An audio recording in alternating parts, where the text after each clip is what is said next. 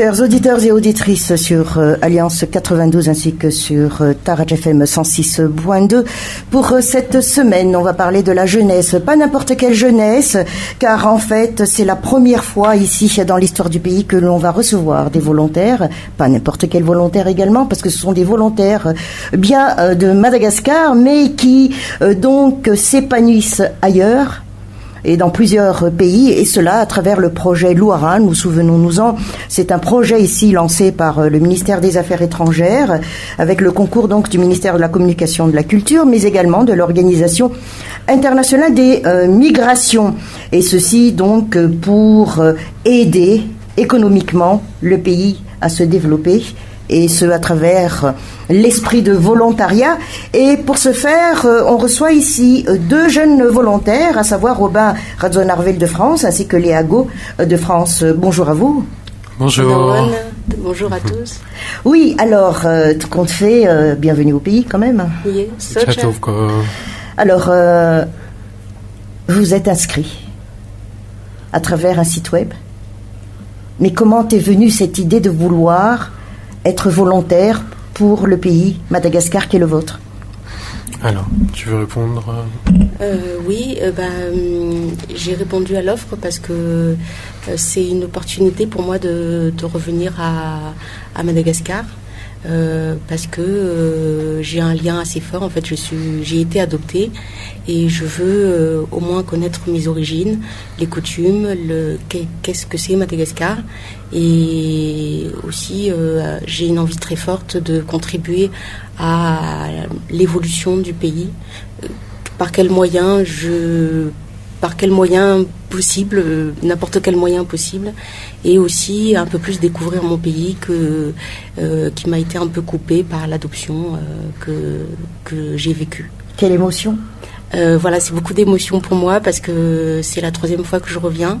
Et là, c'est pour mettre en action, concrétiser des choses, des projets, et donc être sur le terrain. Alors que, je le fais un petit peu avec ma famille d'origine. Et là, c'est un pas de plus encore. Et voilà, il y a une petite pression, mais c'est excitant aussi. Ouais. Et pour Robin? Alors moi, un peu comme Léa, c'était tout de suite, j'ai vu donc cette offre pour Louaran, et ça a été une très belle opportunité pour moi, parce que donc professionnellement, je voudrais travailler dans la construction de projets d'aide au développement à Madagascar, parce que au niveau de mon attachement pour le pays, au niveau de mes origines, et puis du fait que je connaisse un peu le pays à travers les voyages que j'ai faits à Madagascar, donc. Et pour moi, c'était tout de suite une très belle opportunité de pouvoir prendre avoir une première expérience dans le domaine de projets d'aide au développement, et puis tout simplement de retourner à Madagascar et connaître plus profondément le pays, sortir un peu de mon cercle familial pour connaître un peu le quotidien des locaux. Oui. Alors justement, Robin, vous avez parlé de projets de développement, mais vous avez des spécialités quand même par rapport que vous allez apporter par rapport à ce projet de développement. Alors pour Léa? Alors moi, c'est axé sur l'artisanat, puisque j'ai fait des études d'histoire de l'art, et je suis très intéressée par l'artisanat qui est très célèbre en France, en tout cas. On est connu. Très connu et je crois que l'artisanat se perd un petit peu, et j'aimerais refaire vivre cet artisanat qui est magnifique et qui a une grande technicité aussi. Et ça fait très peu de temps, mais je travaille en collaboration sur une page Facebook avec un malgache qui m'a contacté, et où on fait la promotion du tourisme pour Madagascar. Le projet est né à Nosy-Be, et on essaye de le développer sur l'île entière. Et donc voilà, c'est faire connaître les endroits touristiques, mais aussi apporter un nouveau tourisme plutôt responsable, et faire partager les touristes, avoir différents tourismes différents, apporter de chaque touriste, mais plus particulièrement plus proche des Malagasy. Et voilà, donc c'est un projet qui ça fait très peu de temps que je le commence, mais voilà, donc j'apporte ma contribution ici dans ces deux domaines-là. Alors moi, ma spécialisation, c'est plus dans les langues, dans l'enseignement de l'anglais, dans différentes classes d'âge, et puis aussi un peu sur l'entretien des espaces verts, parce que j'ai eu une expérience là-dedans, et puis sur la gestion la gestion communautaire, parce que j'ai travaillé dans la gestion d'une association. Voilà. Alors en fin de compte, c'est un projet pilote. Oui. Et là, il y aura plusieurs lieux d'intervention. Et pour vous deux, pour Léa par exemple? Alors moi, je suis affectée dans la commune de Montassou. Et donc c'est la première fois que vous y allez? Ah oui, c'est la première fois. Je connais très peu en fait, à vrai dire, Madagascar, sauf les zones où ma famille habite. Et Montassou, c'est la première fois que je vais aller là. Moi, je suis affecté à Manzakandjin. J'ai hâte d'y être. C'est sur la même route? Oui. On a rencontré les maires des communes où on allait être placé plus tôt dans la semaine, et donc voilà, on a hâte d'être sur le terrain et de commencer. C'est vrai, vous êtes arrivé, vous avez été accueilli, mais il y a eu donc une explication de votre mission. C'était bien ça, non, il me semble? Oui. Qu'est-ce qu'on vous a enseigné, partagé pour faire valoir ce que vous avez fait? La responsable Nathalie disait qu'elle parlait d'incubation, et je trouve que ce mot est intéressant. Parce que on nous a apporté toutes les informations sur l'adaptation dans les communes, sur ce qu'on allait faire, sur l'implication de chaque maire sur des projets particuliers qu'ils souhaitent établir. Et nous, notre contribution, qu'est-ce qu'on va apporter, qu'est-ce qu'on va échanger avec les volontaires locaux aussi. Et c'était très, très complet et intéressant ce temps d'incubation. Je ne sais pas si je me trompe, j'espère que je ne me trompe pas, mais le terme incubation, j'ai trouvé ça très intéressant. C'était 2 ou 3 jours, non? 5 jours. 5 jours quand même. Ce qui était très bien aussi, c'est qu'on a pu construire vraiment les projets et les activités qu'on allait faire avec les maires. Eux, ils nous ont dit ce dont ils avaient besoin, ce qu'ils espéraient construire, et puis nous, on a pu en discuter et puis construire. Le courant est tout de suite passé? Oui. Malheureusement, moi, j'ai pas pu rencontrer la maire de ma commune parce qu'elle était indisponible. Mais dès dimanche, je la rencontrerai et on discutera Mais on a pu quand même avoir des informations sur la commune. Et moi, de mon côté, avant de venir, je m'étais un peu renseignée sur Internet où était situé Montassou, qu'est-ce qu'il y avait. On a eu des informations quand même auparavant sur le projet qu'on allait faire dans la commune. Pour Robin, c'était quoi la soif partagée par Manzakandjin par rapport à votre présence maintenant? Alors, la soif partagée avec la mère, c'est ça? Ouais, qu'est-ce qu'elle voulait vraiment? Alors, la mère, elle nous a dit qu'à Manzakandjin, vraiment, les gens de la commune étaient très, très intellectuels, qu'ils avaient vraiment une soif d'apprendre. Et donc, on a pu donc discuter de différents projets, comme par exemple... d'abord les cours d'anglais qu'elle tenait à mettre en place avec des étudiants de Manzakandjin qui étudient à Atana mais qui viennent de Manzakandjin, puis aussi des projets comme une espèce de tournoi, de concours intellectuel. Voilà. Après on va voir, le projet va se préciser au fur et à mesure. Vous avez déjà une idée quelque part dans la tête pour oui. Comment mener tout cela? Oui, on a pensé à, par exemple, un espèce de concours de culture générale sur la culture malgache en général. Léa, déjà, on parle d'artisanat. Yeah. Qu'est-ce que vous avez dans la tête? Alors justement, sans les voir, sans les connaître encore, mais qu'est-ce que vous voulez vraiment partager?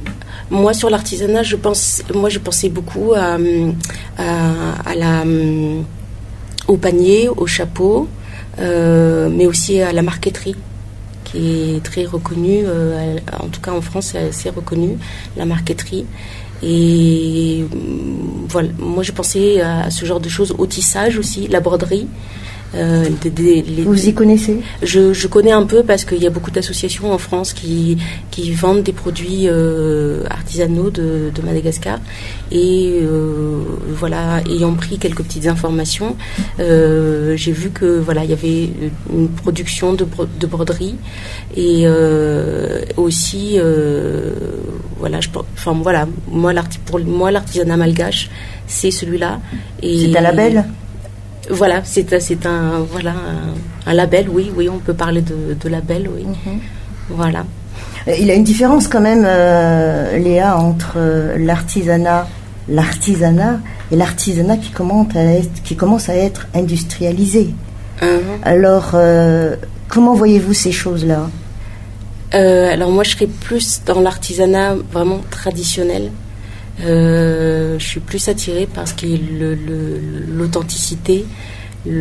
Donc après, à voir... C'est plus la qualité que la quantité d'abord ou... Oui, pour moi, oui, vraiment. Après, voilà, c'est peut-être le préjugé que j'ai, mais ayant fait des études d'histoire de l'art, voilà, vraiment quand c'est authentique et vraiment il y a une qualité du produit. Je vois plus les choses comme ça. Alors Robin, vous avez parlé d'espace vert. Oui. Oui. Oui. C'est aussi dans le projet quand même, mis à part la langue. Oui, voilà. Donc au niveau des espaces verts, il s'agirait surtout de mise en valeur des espaces verts et puis de nettoyage des espaces verts. Voilà. Alors 5 jours d'incubation. Il a déjà eu donc cette imprégnation première, comme on dit, par rapport à la mission qui vous attend, 3 mois. C'est pas beaucoup, hein, par rapport à cette volonté, cet amour que vous avez. Donc, et comment vous allez gérer cela ? Alors, par rapport à ça, c'est... moi, personnellement, j'estime que la meilleure manière d'apprendre, c'est sur le terrain. Hein. Voilà, c'est aussi, on va y aller avant tout pour apprendre, hein, pour savoir comment on va pouvoir gérer les choses et puis construire avec les locaux, parce que on veut pas y aller en terrain conquis. On arrive là-bas très humblement, hein, et puis on va d'abord faire, je pense, au moins 1 voire 2 semaines d'observation, d'assimilation, je dirais. Et puis voilà. Par rapport au projet qu'on va mener, on a eu d'abord on compte sur donc nos diverses compétences, on va dire, puis sur la semaine d'incubation qu'on a eue, avec les différents contacts qu'on a pu avoir en termes d'action de volontariat. Et voilà, je dis pas qu'il y aura pas de difficultés, sans doute, mais qu'il y aura pas de défis à relever et que tout sera rose, mais voilà, c'est rencontrer les autres. Oui. Les miens. Oui, c'est ça. Oui, alors, vous êtes au total combien de volontaires ? 9 volontaires. 9 pour Loaran, c'est un projet pilote, comme on l'a dit. Donc, de divers aussi domaines d'intervention, il me semble. Il y a aussi des informaticiens. Informaticiens, oui. Entre autres. Il y a l'agriculture aussi. Oui. Ah oui, quand même. Et le sport aussi. Il y a le sport. Et juridique également. Oui, le côté... l'accompagnement juridique. Voilà, l'accompagnement juridique. Alors vous êtes des jeunes formidables de 18 à 35 ans ? C'est ça. C'est ça ? Plus de 21 à 35 ans. 21 à 35 ans. 21 à 37 ans. À 37, ah ouais, bon, on ne va pas discuter en marchandant sur les âges, mais c'est cette volonté, c'est surtout ce plaisir, ce sourire que vous avez sur le visage. Vous êtes vraiment impatient, hein, ça se voit, de rencontrer donc les gens des communautés où vous allez partager vos savoirs en tant que volontaire. Alors, on parle donc 3 sites donc où vous allez intervenir, et tout cela à travers éducation, artisanat, informatique, langue et espace vert, enfin environnement. Voyons le mot comme tel. Alors, échange, partage, oui, mais être parmi... Il y avait eu combien de postulantes au compte fait ? Alors, on n'a pas de chiffre exact. Beaucoup, quand même. Oui, apparemment, il y a eu beaucoup de candidatures. De combien d'horizons ? De pays, d'horizons.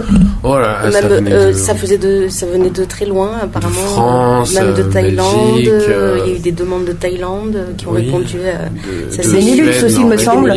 Oui. Oui, et puis aussi des États-Unis, Canada. Voilà, Suisse, je crois aussi. Oui, d'autres pays. France. Comme quoi, nous sommes éparpillés un peu partout. Quoi. Voilà. Et il fallait ce projet, donc, pour que c'est l'occasion jamais pour un partage. Oui, absolument. Écoutez, sinon, arriver au pays, quel ressenti à l'arrivée, carrément, en voyant ces gens dans la rue Ça fait du bien un peu, et même s'il y a une différence entre les pays où on habite et Madagascar, moi j'ai toujours ce sentiment quand je descends sur le tarmac, je suis contente, quoi. Vraiment, je oui, je me sens un peu chez moi. Et voilà, il y a cette excitation de retrouver, même si c'est... Moi, je parle de mon cas parce que je suis vraiment assez européanisée depuis très longtemps. Mais il y a quand même cette envie de redevenir malagasy. Et pour moi c'est très fort, et même si après c'est vrai que voilà, je suis européanisée, donc je suis plus trop pareil, mais voilà. Vous avez rencontré votre famille ici? Oui. Ça a été comment quand même cette retrouvaille? Très émouvant, très émouvant. On vous a reconnu? Oui. Moi malheureusement je les reconnaissais pas parce que j'avais fait un blackout, mais c'était très émouvant. Un blackout pour évoluer surtout et pour aboutir à un défi. Voilà. Mais c'était très émouvant, et à chaque fois pour moi c'est très émouvant, même si je cache un peu. Moi aussi, la famille. Une forme de retour aux sources, oui. Et puis en plus j'ai retrouvé ma famille, donc. Oui, vraiment, j'étais pas venu à Madagascar depuis 4 ans, donc revoir les paysages, les lieux, l'ambiance aussi. L'ambiance, puis les senteurs, enfin tout ça. Alors là, il y a la Cannes. Oui, la victoire de Barré. Alors, racontez-moi ça. C'était comment pour vous? C'était un peu bizarre parce qu'on a eu du retard dans le vol, et le match se produisait pendant que notre vol était annulé. Donc, on n'a pas pu voir le match. Mais je trouve que c'est une belle coïncidence parce que on rentre dans ce projet Loiran et en même temps on fait un 2-0, donc on est premier du groupe. Voilà, on est un peu peut-être aussi, enfin je sais pas, je fais un rapport un peu, je sais pas, je trouve que voilà, on a gagné, multi-fois connu quoi. Voilà, on a le sentiment que Madagascar triomphe. Voilà, c'est ça. Et nous on arrive moi je suis toujours arrivée à Madagascar. Il y a toujours eu un événement très particulier. Ah oui? En 2009, même si malheureusement c'était pas très joyeux, mais la première fois que je suis venue en 2009, voilà. En 2014, il s'est rien passé, mais voilà. Et là encore en 2019, je reviens et là on gagne. Et vous dites aussi allez Fabaré alors. Voilà, allez Fabaré. Alors les dernières minutes, on se lâche, d'accord? Yeah. Sakaf Tenatsar, plat préféré? Timis, Daoul. Raftout, Sinapsu. Et Runaku, poulet coco. Voilà. Moi, j'ai pas beaucoup goûté au plat, mais par contre, autre. Mais j'ai pas de préférence. J'aime beaucoup. J'aime tout. J'ai pas de préférence. Ici, Robin Radonarvel ainsi que Léa Go, nous sommes très contents de vous avoir reçu en ce 92 ainsi que Taraja FM 106.2. On vous souhaite le meilleur de ces 3 mois pour ce beau partage et surtout continuez toujours dans cet élan. Merci beaucoup, merci de nous avoir accueillis. Merci de nous avoir accueillis.